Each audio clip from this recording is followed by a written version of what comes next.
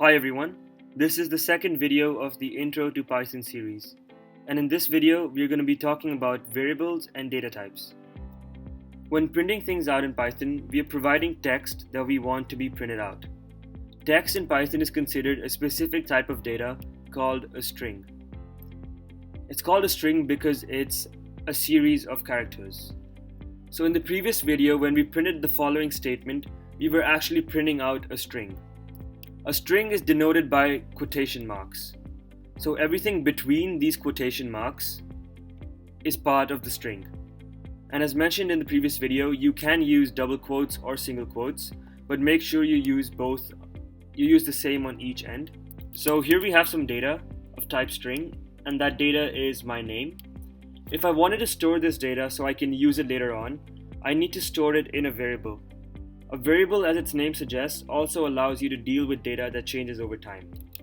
So in this example, I am going to be defining a variable called name, and I'm going to assign it a string of my name. So I'm going to do name, which is the name of our variable. I'm going to put the equal sign, which means assign this value to this variable. So now I have my name stored in the memory of my computer, and to access it, I use the name of my variable. So in this case, the name of our variable is name. So whenever you create a variable, the name you set for it should describe what data is stored inside the variable in a concise manner. So in this case, as I'm storing my name, I call the variable name. So here is the general syntax of creating a variable.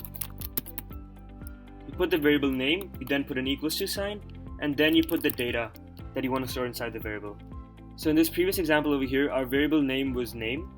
There's our equal sign, and the data that we want to store inside it is a string containing my name. So now if I wanted to print out the data that is stored inside this variable name, I'd put a print statement, and inside the print statement I would put the name of the variable. And the name of the variable over here, as we've defined, is name. So now what that's going to do is when I run this code after saving it, as you can see, it prints out Lakshh. And that's because on line 12, where we say print name, what the computer does is it looks at the value stored inside this variable, which is Lakshh, the string, and it's going to print out the string.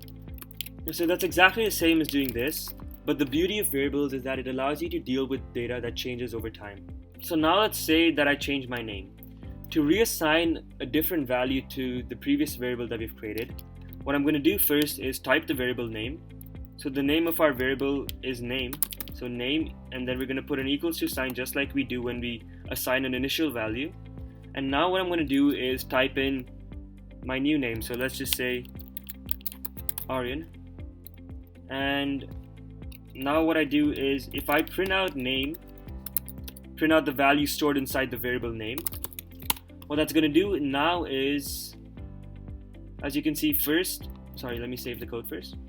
So as you can see, previously it printed out Lakshh when we printed out this statement, because at line 12, the value stored inside our variable was still Lakshh.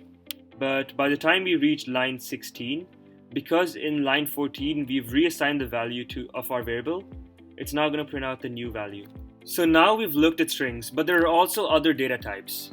We're now going to look at the two main other data types, integers and booleans. Now an integer is exactly what its name suggests. It's an integer, it's a number. If you want to store something like your age or the date or any other number, you use the data type integer.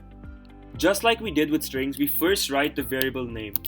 So since I want to store my age, I'm going to name the variable age.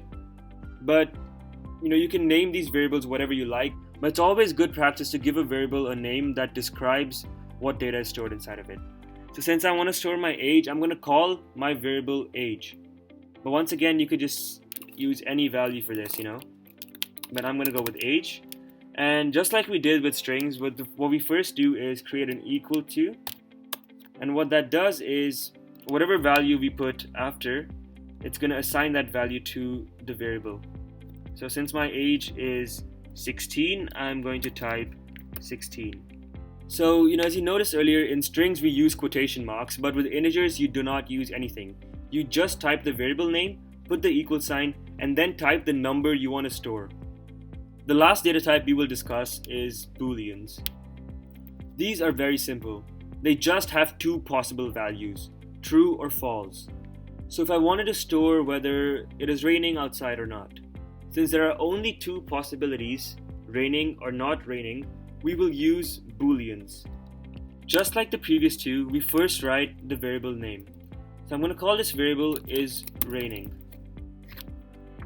And then I'm going to set it equal to either true or false.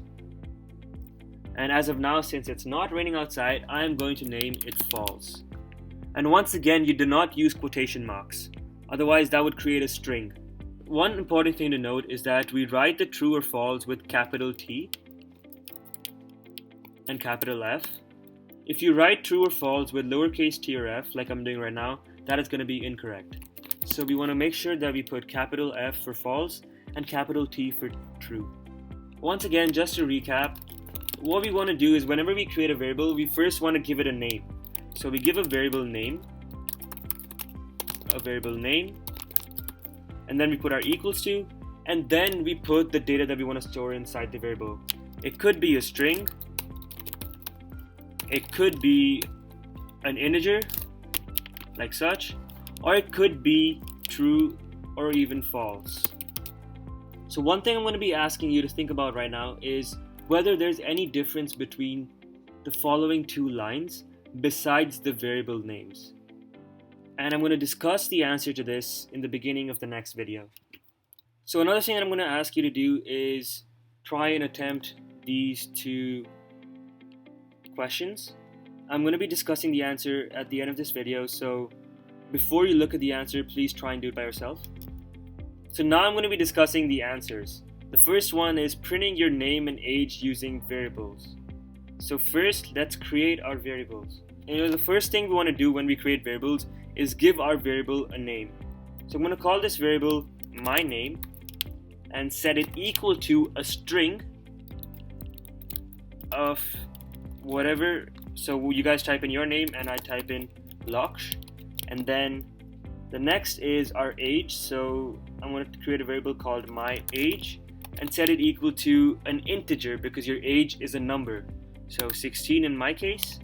And now I'm going to print both these variables. So the first is our print statement, and then we put our opening and closing parentheses, and then we put the name of our variable over here.